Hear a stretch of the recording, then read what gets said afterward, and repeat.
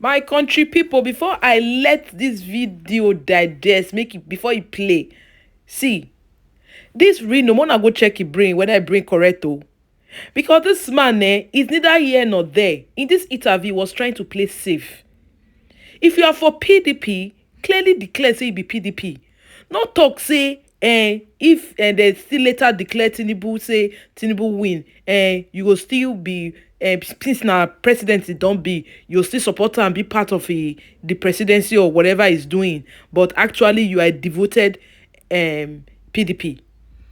Now, you see talk say, yes, Peter Obi, he was able to pull crowd, he was able to do this, he was able to do that, but Peter Obi only concentrated on the religious side. What are you trying to say? I mean, this Reno, I don't really understand him. Actually, when I watched this interview, I was like, this man, I sure say he heard correct, so.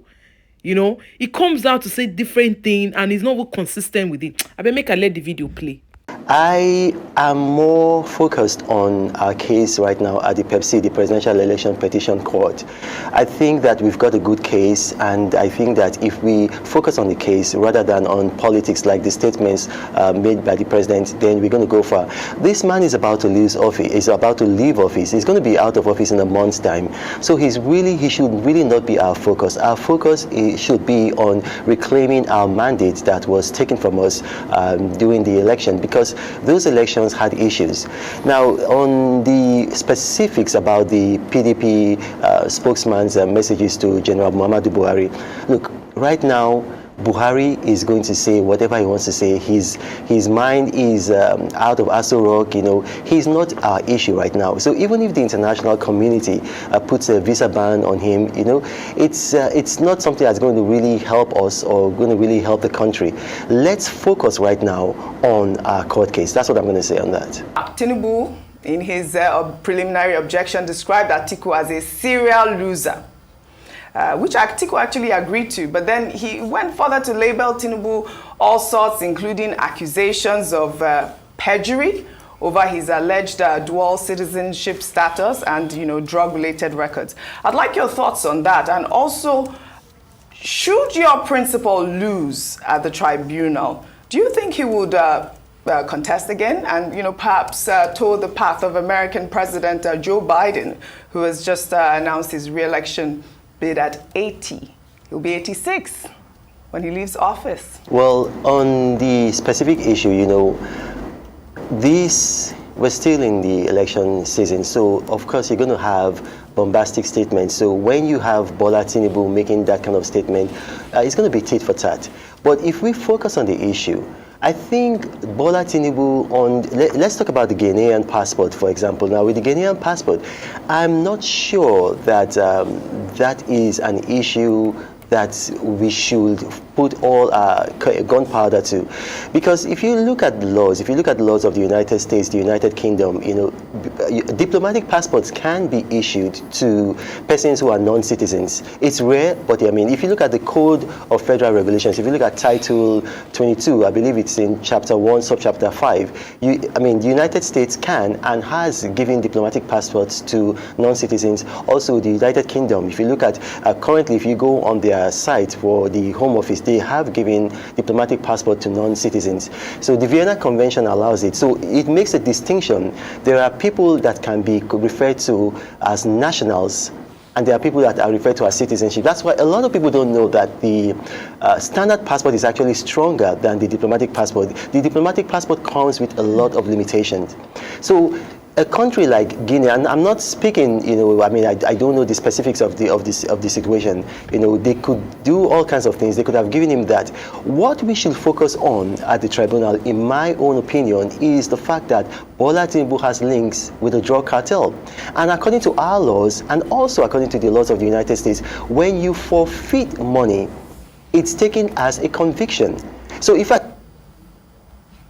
website, and I'm going to quote for it, asset forfeiture, and this is a quote, asset forfeiture is a form of penance for criminals. The word used is criminals. So that is what we should focus on, and we should be able to make our case before the tribunal that this man forfeited drug funds, and in Nigerian law and the United States law, those who forfeit are taken to be convicts. Now, that is a stronger case.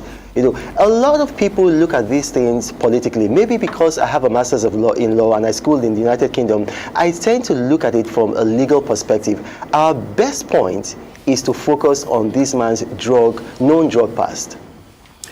All right, Reno. I mean, the petitions are before the tribunal, and I understand the point that you are trying to make, focusing on certain allegations that are component of the petition. But you know, of course, that part of what you are saying got a response from the head of the NDLA, General Buba Marwa, who's saying that those who are asking the agency to look into it have been mischievous, because Asiwaju Bola Ahmed Tinubu was never tried or convicted in America, and therefore it's a dead on arrival kind of request. But I'm saying this just an aside, just for you to bear in mind that even the NDLA has formally reacted on that matter. But I'm interested in what you said earlier. No, the reaction from the NDA is completely different, you know, and we shouldn't conflate issues, you know. We shouldn't, compare oranges to apples. The NDA was asked, you know, to open an investigation into Bola Tinubu. That's a completely different issue. And, you know, I mean, if I were the person, I wouldn't have made such a request, because the matter has been settled in the United States District Court. I happen to have gone to Chicago, and on this station you actually played video of myself being in Chicago. That matter is settled. So yeah, there was a conviction because he paid some money as forfeiture. So you cannot begin to ask the NDLEA to open a case into that. That issue has been settled. So when you have a forfeiture or a conviction, that means that criminal matter has been settled. However, in the laws of Nigeria, if you have been convicted for such an offense, then you are ineligible to be president of Nigeria. Now, that's what I'm talking about. I'm not asking NDLEA to open a case that has already been settled. I hope you understand what I'm talking about now. Yes, I understand you, but I hope you understand that the final settlement on the matter will come from the Supreme Court. And of course, the entire country awaits what will happen. My question, to go back to what you said earlier about your mandate, the mandate of the PDP been stolen. I want some clarity on that. Are you saying by that submission that neither the gentleman who has been declared the president-elect, Asiwaju Bola Ahmed Tinubu, nor Peter Obi, who came third by INEC's declaration, won that election? And you are saying categorically by the petition that your party has submitted that indeed Atiku Abubakar won that election. And secondly, if you don't mind, I would like you to clarify the tweet that you put out clarifying your position on why you were so ferocious in your attack on the obedience, the supporters of Peter Obi, and that you did all that just because you wanted your party to win, and that rather than call them obidiots, as some will derogatorily call them, that you think that they are obigeniuses because of what they have been able to do in less than 1 year. Can you clarify that for us, that now that elections are over, you are now, you can now acknowledge the fact that indeed a movement like never before happened, and that put the obedience on the pedestal that people probably, you know, ought to applaud them even if their candidate didn't win? Okay, well, here's the situation. If you look at the last election, and I tend to remove my emotions and hover over things, you know, with an objective eye. If you look at the last elections, in almost 14,000 polling units, they had manual accreditation. Now, this election, the last election, was a technologically driven election. That means that it will be very difficult for you to rig when you follow the rules how it's meant to be. By the Electoral Act, you know, those 14,000 polling units where they had manual accreditation, they ought to have cancelled the elections in those units according to the Electoral Act and then reschedule them. Because when you have a technologically driven elections, you can only rig in areas where technology is not used, and that's in those 14,000 polling units where they had manual accreditation. So, it's even in the United Kingdom where I am right now, in Ireland, in the United States, they call it vote early, vote regularly. So you come, you vote early, and then you keep on voting, overvoting. So in a situation where you have almost 10%, so we're talking about 8% of the polling units in Nigeria where they did manual accreditation, then the result of that election cannot be credible. So that's what we're talking about. There were 14,000 polling units. You had manual accreditation, and those were the polling units where you had overvoting, where you had rigging. So I'm not saying that the whole election should be cancelled. No. Let's follow the Electoral Act. In those 14,000 polling units where they had overvoting, cancel the elections, follow the Electoral Act, and then have them again. Now, if at the end of the day, Asiwaju Bola Ahmed Tinubu is pronounced the winner, we will accept. If at the end of the day it's Waziri Atiku Abubakar, we will accept. Now to come to the issue you asked me specifically about Peter Obi, am I saying that Peter Obi did not win the election? Listen, I mean, Peter Obi, he did well, he did better than a lot of us expected. But if you look at Peter Obi, there was no way Peter Obi could have won the election. It's not possible because Peter Obi could not have gotten spread. I'm going to give you a very good example. If you look at all the Muslim states, Peter Obi did not win in one Muslim state. Come down south. In southern Nigeria, the most Muslim state in terms of demographic is Osun State. I mean, he didn't win there. He didn't even, make a good showing there. The next most Muslim state in terms of demographic is Oyo. He didn't make a good showing there. So you go all over the Muslim states, and you see there was a rejection of this man by Muslims because they felt that he had brought in religion into the election.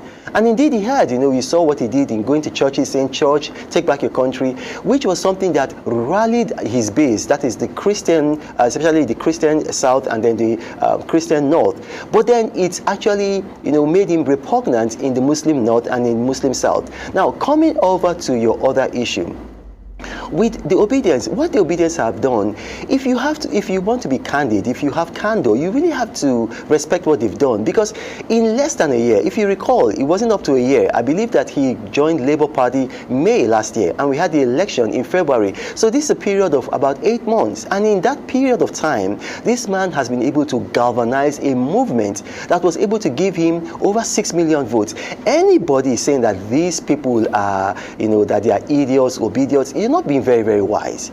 If they had joined with the People's Democratic Party, if Peter Obi had not left our party, we would have won the election even with rigging, hands down. So these people, they've actually been able to do something that is very, very commendable. In fact, I foresee that in future, in places like Harvard University, in places like Yale, in places like Oxford, people will study what Peter Obi did, because what Peter Obi did, he almost replicated what Emmanuel Macron did with his party. Emmanuel Macron built a new party, which is unheard of in France, and was able to emerge victorious. The reason why Peter Obi was probably not able to do that in Nigeria is because in Emmanuel Macron's case, he actually appealed to French nationalism. In Peter Obi's case, he made the mistake of appealing to religious sentiment. If he had not done that, if probably he had maybe appealed to other things that maybe unite us, probably he would have even won the election.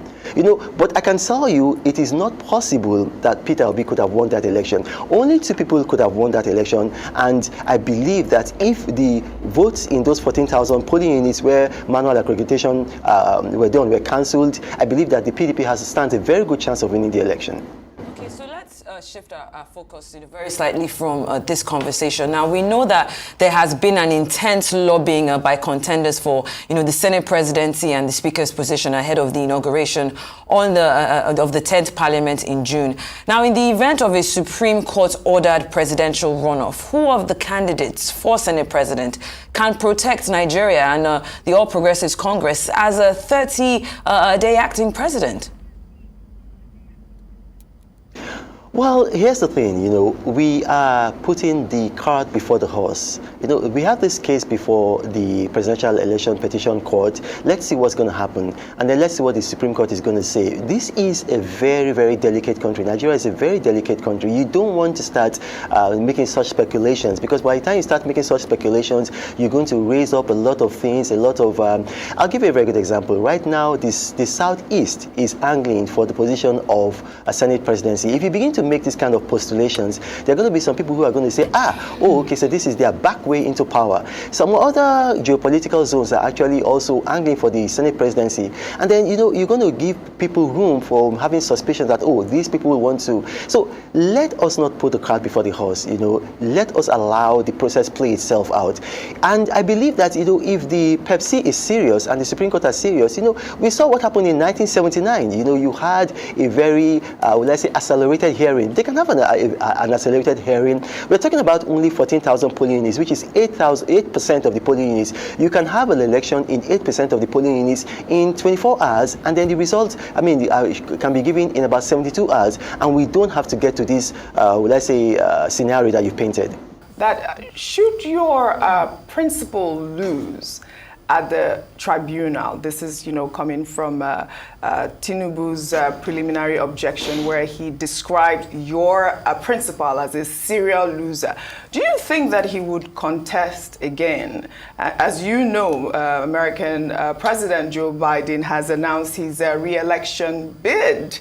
And, like I said, he's turning 80. By the time he leaves office, he will be 86. And your principal is 76 at this time. If he were to contest again, he will be 80. Do you think that he would contest again? Let me clarify something. My principal is the People's Democratic Party and the people of Nigeria. So you have to understand, I am a very loyal party man. I became aligned with the People's Democratic Party in Obasanjo's house in 1998. And for the past 25 years, I haven't looked left or right. I've been loyal to the party. And that's how democracy, party politics should be. So I am very, very loyal to the People's Democratic Party. Whoever emerges as a People's Democratic Party presidential candidate or gubernatorial candidate, I support that person with all my efforts, with all my abilities. So that's it. Now, when you're talking about Waziri Atiku Abubakar, whatever he wants to do, you have to ask him. Now, if he decides to contest again, or if he doesn't decide to contest again, those are his own prerogatives. I'm not going to even speculate about that. What I would say is that the last principle that I had was former President Goodluck Jonathan. So when you're talking about what I'm doing right now, I'm doing this because of the People's Democratic Party, because I believe in the party. Now, let's talk about Waziri Atiku Abubakar. If you recall, in 2014, he briefly left the party. If you go back and you do your historical research, you'll find out that I fought him, publicly. Multiple times I fought him. And then when he came back to our party, I stopped fighting him and I supported him. So my principle is actually the party, the People's Democratic Party, and then to a larger extent, Nigeria. All right, Reno. The president-elect, Asiwaju Bola Ahmed Tinubu, will be inaugurated on May 29th, exactly 1 month's time. And if he goes ahead, if he proceeds to retain the presidency, that is, if he wins at the court, do you think that his presidency will have suffered irreparable injury on account of all these allegations, that have been thrown at him left, right, and center? And since he's going to spend the first 4 years, what do you think should be his priorities in uniting the country, given the fact that putting all the votes together, he had barely 1/3 of the total votes that was cast on election day? What do you think should be his priority in uniting the country? Opposition from the PDP, from the Labour Party, from NMPP, from APGA, and those who just simply do not believe in him, but he will be their president. How do you think that he can navigate these difficult waters if he turns out the rightful president according to the court?